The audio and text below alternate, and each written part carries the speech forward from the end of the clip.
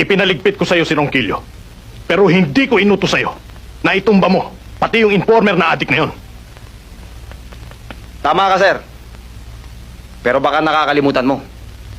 Tulad ng sinabi ng kuya mo, interest lang ng organisasyon ang iniisip ko. Nakita niya eh. Nangupakan namin si Ronquillo. Isipin mo na lang, Kap. Kung nakarating kay Happy yung tape na nakuha ko kay Colette, eh dahil laki sunog. Ang hirap sa'yo. Masyado kang nagiging amateur. Hindi mo sinisiguro yung trabaho mo. Alam mo ba, nang dahil sa kabobohan mong yan, binigyan mo ng pagkakataon na masilipan tayo ng butas ng anak niyang halangang bitukang yon. Tandaan mo, tirador din ang hudlom na yon. Kumakasa! Masyado kang nagiging nervyoso, Kapitan.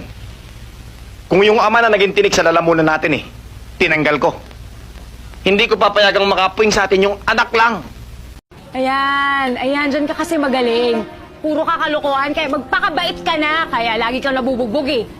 Parang tanga kasi to eh. Kapag alala, babait na ako. Weh, di nga. Babait ka na? Sige nga, kailan? Kapag ano, kapag kinis mo na ako. Ay, ganun ba? Bilis pala yun. Oh, talaga ba?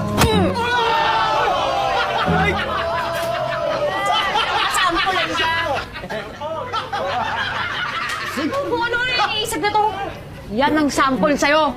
Alis na nga ako dito. Baka magaya pa ako sa lahat ng tao dito. Walang kinabukasan. Baka!